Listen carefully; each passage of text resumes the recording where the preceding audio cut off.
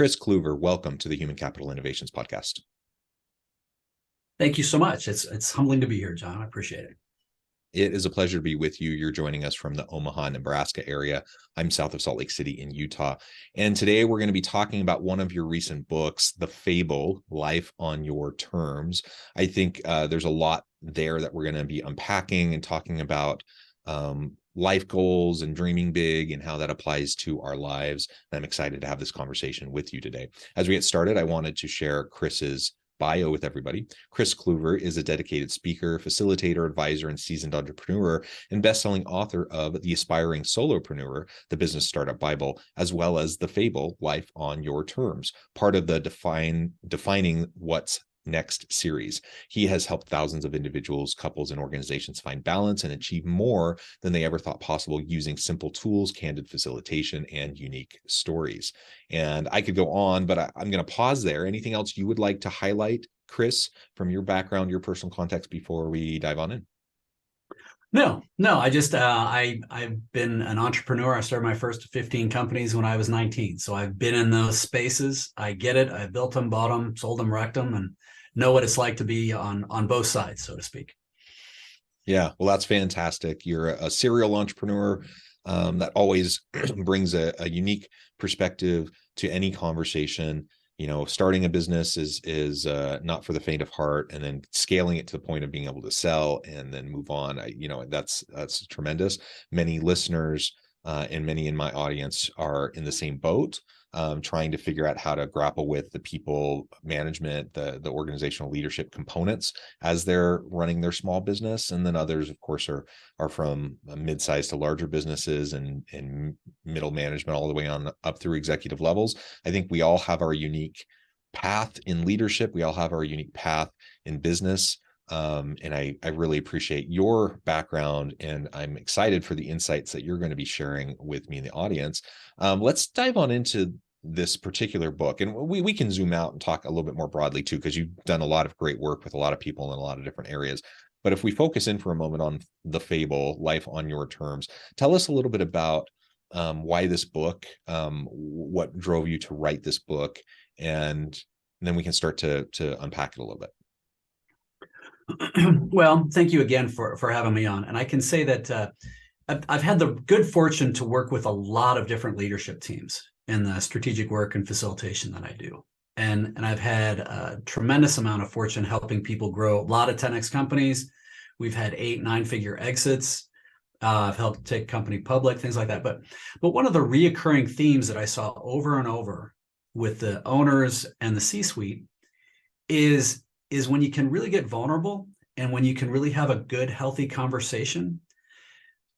There's a lot of people who have tremendous financial success. And yet, when they're really honest and candid with themselves, they're still not happy. They're still not fulfilled. And don't get me wrong, I think that financial is important. I love my homes, multiple homes and vehicles and things like that. It's important, but it's not the only way to measure success. And that was sort of the primary theme and that I kept seeing over and over and over. And I started to realize that so many of us have abdicated that narrative of what success is. And what I mean by that is we've given it up to the wine commercials or the scarcity mindsets of parents or peers. And everybody's like, dude, I have more money than I know what to do with. And I'm not happy and I don't know what the hell is next, but I'm embarrassed to say anything. So that's sort of where it started, if that makes sense. Yeah, it does. I think that's helpful, and I appreciate your focus there on living according to your own definition of success and not being reliant on external voices telling you what success should be or what success looks like for you. Because we all have different paths. We all have different upbringing, different backgrounds. We have different priorities, different values. And if we're constantly chasing this external validation of what, some external definition of success and what it is, we're always going to come up empty. We're always going to feel like we're not measuring up. We're we're not going to be good enough. We're chasing that next thing. And while it's good to have stretch goals and to be trying to get ourselves out of our comfort zone, we should also be able to learn how to recognize our innate value and how we're enough just as we are. And we don't need that external validation from wherever it might come from. I think, for example, I've shared this on my podcast before, my own personal background. As many students did, as an undergrad student, I changed majors a bunch of times. And as I reflect back on that, it was two things. One, I was earnestly seeking, trying to figure out what fit for me, what I was interested in, etc. But I was also simultaneously trying to juggle what I thought the expectations were from my family, from my community, society at large, what a successful career would look like, etc. And so I found myself finally settling, after multiple iterations, settling on a major, and being fairly far down that path, thinking this is it. This will set me up for success in life. I'm going to have, I'm going to have a good, successful, stable career, good income, etc. All those things, right? All the things that people say are important. And about a year into that program, I realized I hate this. Like, I'm good at it. I could do it. But I really don't like it. And the more I reflected on it, the more I realized I'm just doing this because I feel like everyone expects me to do this. And I switched one more time. I switched to something that was far less prestigious. And I ended up going down a completely different path. Now, fast forward 20 years, I'm so glad I did, because the path I took was much better aligned with me, my values, who I am as a person. It's allowed me to excel in ways I never would have, I don't think, if I didn't like what I was doing every day.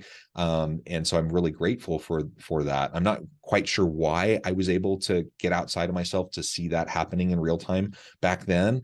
I know many people find themselves trapped into careers and in lives where they were trying to, fit a mold and do what they felt like other people were expecting them to do, only to get, 10, 20 years into their career and feeling miserable.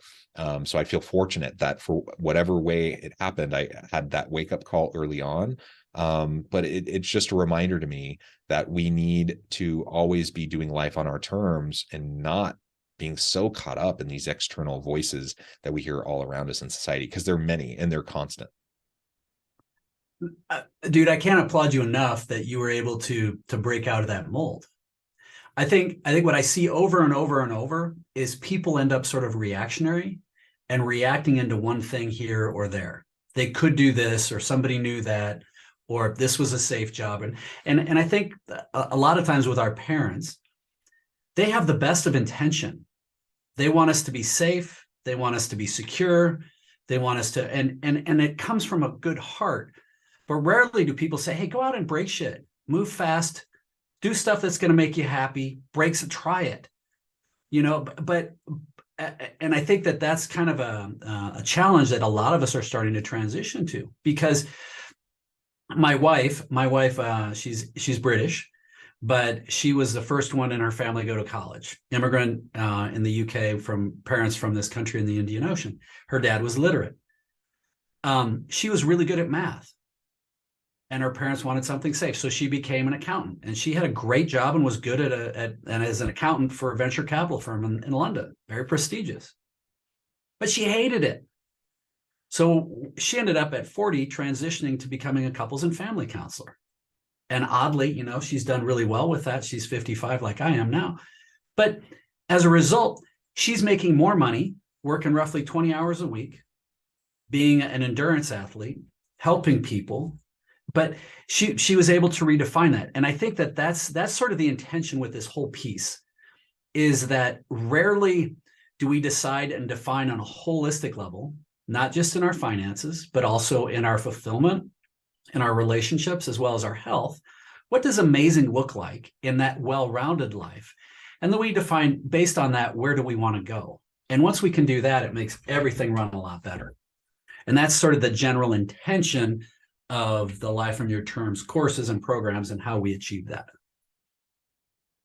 Yeah. And how do you start to disrupt that? I was fortunate that I kind of had that awakening.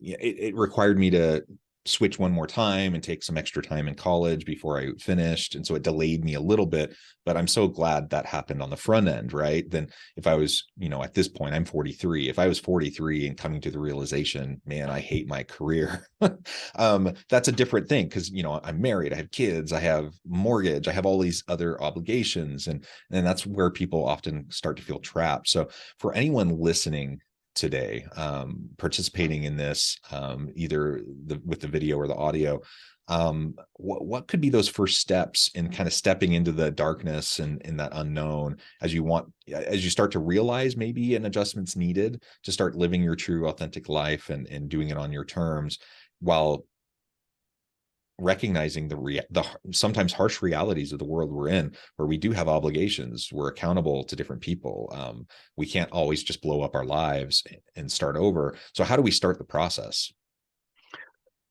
So there's a few different steps. The first, though, is always going to be creating some sort of awareness. We have to have a personal awareness of where we are and doing some assessment. And there's a tool, if any of your listeners want, because it's you, they go to my website. It's lifeon-yourterms.com. And there's a tool that it takes about 5 minutes to take it, and it'll give them an immediate holistic result of where they are.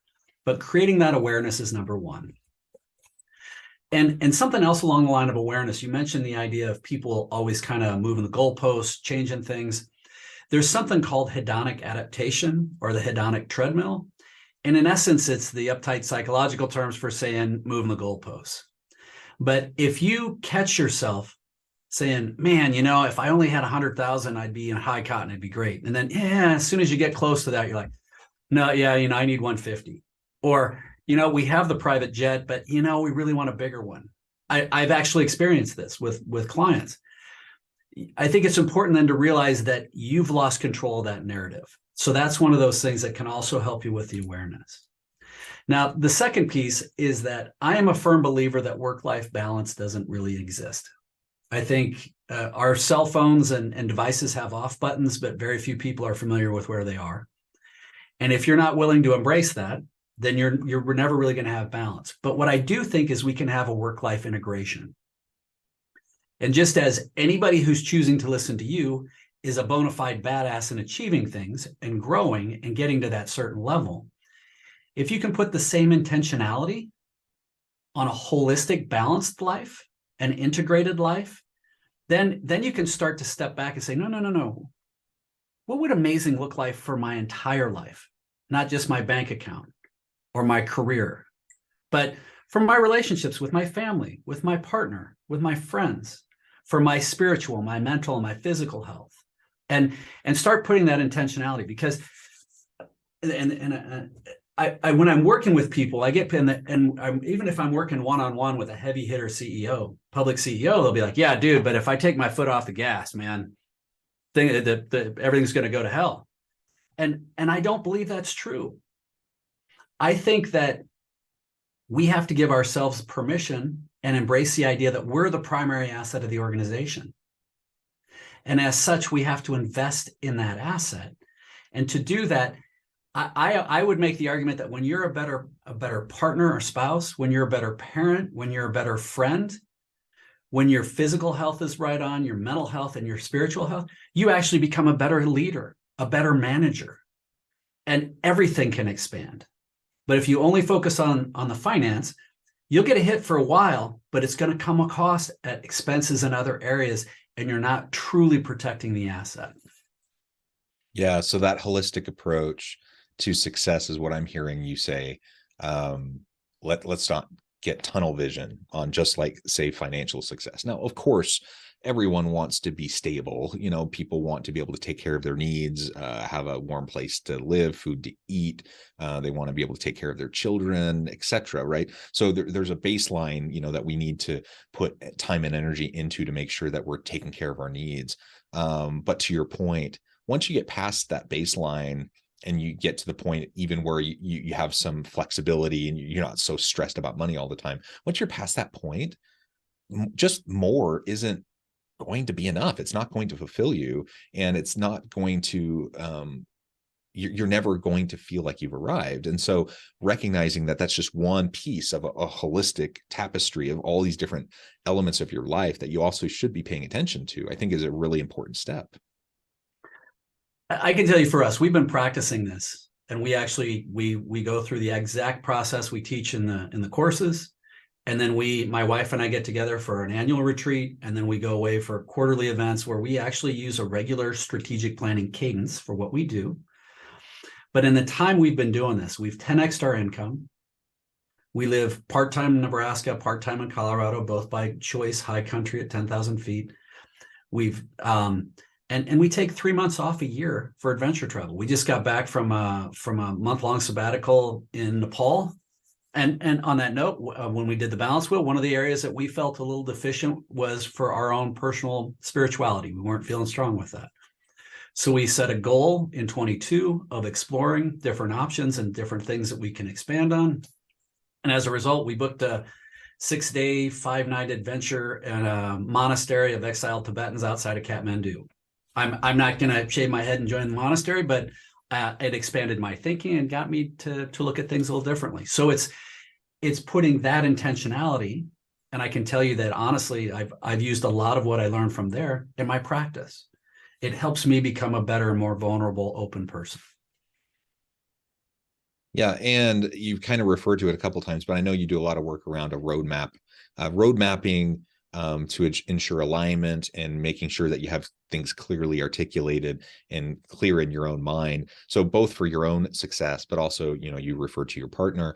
You can do that within relationships, but as leaders within organizations, we can do that within our organizations, within our teams as well, because we need to have that alignment. So it's one thing for me to feel, like empowered and that I can be true to myself and chase my dreams. All that's really great. But if I'm a leader of a team, I also need to be creating an environment where I can allow others that I'm working with to do the same, where I can model for them that process and where I can support them in achieving their dreams and accomplishing really great things.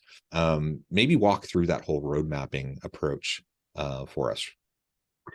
Well, so with the road mapping and the experience that we walk people through, we start with the balance wheel, and immediately we start to look for arbitrage. Where can we find little bits of pieces and that people can start getting a little bit of breathing room? How can we get some basic hits, so a little bit of victories just to start with? Then we use that same tool to help people visualize what amazing can look like. And we help people to start learning how to dream again. There's some tools we do and something we teach called the life-changing goal. It's kind of like Collins's BHAG, big, hairy, audacious goal.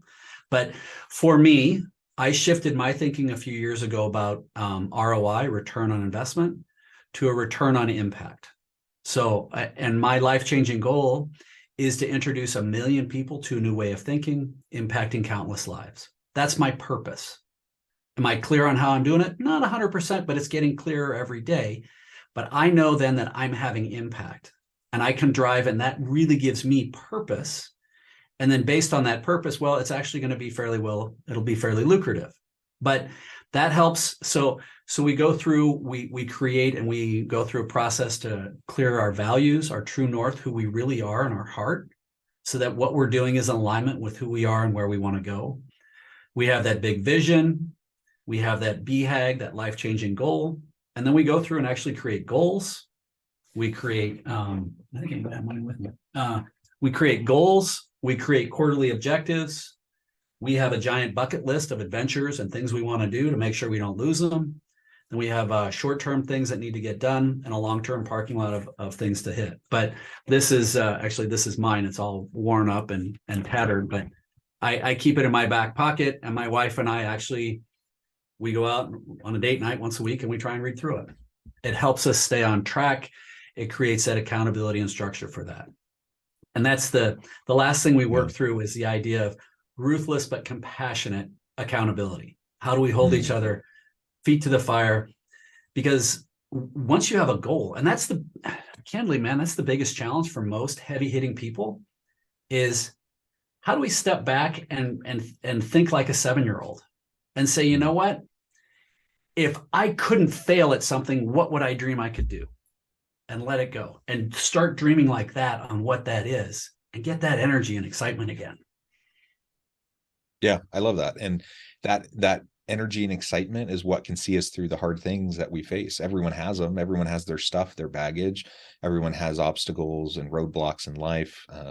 Whether that's physical or mental health related, or relationships, or disruptions or disappointments in work and career, right? We all have them, but when we have that energy, it allows us to navigate those choppy waters a little bit better, right? And it doesn't take away the hard things, but it allows us to bear them a little bit easier, and to learn from them and to then move forward. And I think that's as much as we could ask in life, as we're facing the ups and downs and all of that. And as you were talking about with your wife and having that mutual accountability with your goals and this big vision and everything that you were wanting to achieve, again, applying that into the workplace, it's the same principle. As a leader, I should be coaching and mentoring and working with members of my team. I should be having performance conversations, help them to establish those big goals, and then help them towards achieving them, and then hold them accountable for achieving those goals. That's what good performance management's all about. There's plenty of examples of bad performance management. We don't need to go there right now, but from the context of what we're talking about, I think that's one of the things that we can focus on with our teams is helping them to think big, to get out of their own way, and then to work towards achieving those awesome things, which, by the way, are also going to help you look great as a leader. It's going to help your organization achieve and excel and accomplish really great things. So it's a win-win-win all the way around. Well, and I would take it even a step further, because it's the same tools. I've done strategic planning and facilitation with leadership teams forever. And basically, we're taking the same tools, but applying it to an integrated component in your life. I've actually worked with entire leadership teams and their spouses or partners and gone through this process. It's like, well, how does that have anything to do with leadership? Well, I tell you what, if you have younger people, and I would argue that the millennials and the Zs are some of the hardest working generation we've ever had, provided they have a why. If they're clear and they have buy-in, they'll bust their hump. But if they don't, they'll bounce out almost immediately. But I remember working with one team, and there was a gentleman there, head of marketing, and he and his wife came up with, and they said they wanted to live in Tuscany for 3 months. And he was very sheepish about even bringing it up, but he created that long-term, life-term goal. And they talked about it openly and honest in front of the leadership team, and the owner's like, well, hell, let's make that happen. It's not going to happen this year, but let's look at that, say, 3 years from now. But to make that happen, you're going to have your department running like a top. You're going to have to be able to have some virtual access. But what it did is it really integrated the spouse into understanding and being a champion for that husband. Because now he can say, well, I got to work 90 hours this week. And she's like, good, go. Do a good job. We're going to Tuscany in 3 years. But it also created champions among his whole leadership team of the spouses, but it unified the alignment. And then others could say, well, I want to learn how to do this. And it was universal that they suddenly are coming together to help each other in a fully, like I said, work-life integration. It's not just work and life, it's together. But they can start to R&D, rip off, and duplicate those same concepts and do that for their teams. And suddenly it starts to really expand out, and the engagement that you get that, to me, is what the new workplace is going to be in the world. It's going to be that kind of integration. And if you don't have that, people are going to bounce out almost immediately. Yeah. Well, I love that vision for the modern or future workplace. Hopefully we're there sooner than later. Hopefully if I'm in an organization today, that's what I'm going to try to create. That's the type of environment and the type of culture that I want to propagate within my team, within my organization. Kris, this has just been a fascinating conversation. I know we've only scratched the surface. There's so much more we could dig into, but I know the time and I need to let you go. So before we wrap things up for today, I just wanted to give you a chance to share with the audience how they can connect with you, find out more about your work, where they can find your books, and then give us the final word on the topic for today. All right. Wonderful. Thank you again very much, man. So people are welcome to go to, you can get my book on Amazon. It's Life on Your Terms, Discovering What's Next. It's a fable. And my name is Christopher with a K, Christopher Kluver on LinkedIn, Kristopher, Kluver. You're welcome to connect with me there, as well as lifeon-yourterms.com. And I tell you what, because it's you and your group, they can, if they heard about you here, have them reach out. We've got a new cohort launching in February of 23 that is going to run through. It's an 8-week course, and I'll give them a discount. So I thank you very much. And you asked me to finish it up. You know what? I think that to put a pin in it, I like to say that sometimes extraordinary lives in the unreasonable. Be unreasonable. Anything is possible. And when you start thinking that way and you start openly communicating it, the whole world changes. But life is way too short to be miserable. How do you figure out to go out and thrive? I love it. Thanks, Kris. It's been a real pleasure. I encourage my audience to reach out, get connected, find out more about what Kris can do for you. And as always, I hope everyone can stay healthy and safe, that you can find meaning and purpose at work each and every day.